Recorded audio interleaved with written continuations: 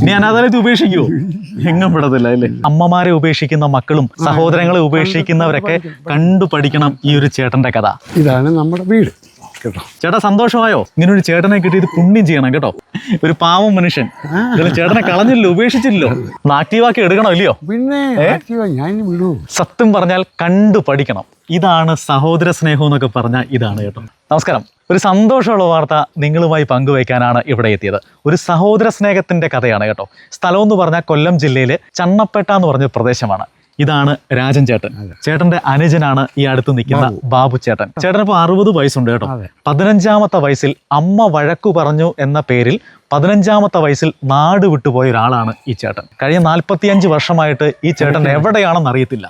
ഇവരൊക്കെ അന്വേഷിക്കാത്ത സ്ഥലങ്ങളില്ല. പക്ഷെ 45 വർഷമായിട്ട് ഈ ചേട്ടൻ ജീവനോടുണ്ടെന്ന് പോലും ഇവർക്ക് അറിയത്തില്ലായിരുന്നു. ഒരു ദൈവ നിയോഗം എന്ന് പറയുന്ന പോലെ കഴിഞ്ഞ ദിവസം നമ്മുടെ കോഴിക്കോട് ആശാഭവനിൽ നിന്നൊരു വിളി വരുന്നു. അതായത് നിങ്ങളുടെ സഹോദരൻ ഇവിടെയുണ്ട്. പുള്ളി ഒരു അടയാളമൊക്കെ വെച്ച് കൊടുത്ത് ഊഹാബോഹത്തിൽ വിളിച്ചാണ്. അങ്ങനെ ചേട്ടനെ വിളിച്ചു, നിങ്ങളുടെ സഹോദരൻ ഇവിടെയുണ്ട്. സാധാരണ ഈ ഒരു അവസ്ഥയിലൊക്കെ ഉണ്ട് എന്ന് പറഞ്ഞാൽ തിരിഞ്ഞു പോലും നോക്കാത്ത സഹോദരങ്ങളാണ് നമ്മുടെ നാട്ടിലുള്ളവരൊക്കെ. പക്ഷെ ചേട്ടൻ അങ്ങനെയല്ല. ചേട്ടന്റെ വേറൊരു അനുജനെയും കൂട്ടി നേരെ കോഴിക്കോട് ആശാഭവനിലെത്തി. അവിടെ ചെന്നു കണ്ടു എന്ന് മാത്രമല്ല, ഈ മനുഷ്യനെ കൂട്ടിക്കൊണ്ടുവന്നു. സാധാരണഗതിയിൽ അവിടെ വെച്ച് കണ്ടാൽ നീ ഇനി അവിടെ കിടന്നു, ഞങ്ങൾ പോവാന്ന് പറഞ്ഞ് പോകുന്നവരാണ് മിക്ക ആളുകളും. അത് യാതൊരു സംശയവുമില്ല. പക്ഷേ ഈ മനുഷ്യൻ അങ്ങനെയല്ലായിരുന്നു. 45 വർഷം മുമ്പ് കാണാതായ തന്റെ സഹോദരനെ ആദ്യമായി നേരിൽ കാണുവാണ്. ഉപേക്ഷിക്കുകയല്ല ഈ മനുഷ്യൻ ചെയ്തത്. ആശാഭവനിൽ നിന്നും സ്വന്തം വീട്ടിലേക്ക് കൂട്ടിക്കൊണ്ടുവന്നല്ലേ. ഇനി നമ്മൾ എങ്ങും കൊടുക്കത്തില്ല. ചേട്ടന് വേണം. ജീവനാണല്ലേ.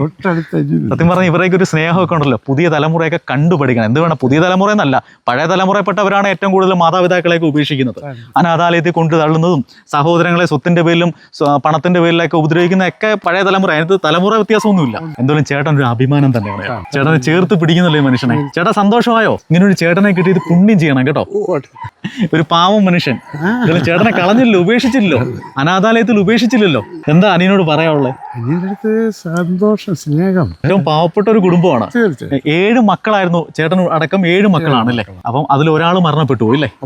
ബാർബർ തൊഴിലാളിയാണ് കേട്ടോ. തുച്ഛമായ പൈസയിൽ ജോലി ചെയ്ത് ജീവിക്കുന്ന ഒരു സാധാരണ കുടുംബമാണ്. ആ മനുഷ്യന്റെ ഒരു മനുഷ്യത്വം, സഹോദരനോടുള്ള അനുജനോടുള്ള ഒരു സ്നേഹവും കരുതലും ഒക്കെ നമ്മൾ കാണേണ്ടതാണ്. നമുക്ക് എന്തായാലും ഇവരുടെ വീട്ടിലോട്ടൊന്ന് പോവാം. ഇതാണ് നമ്മുടെ വീട് കേട്ടോ.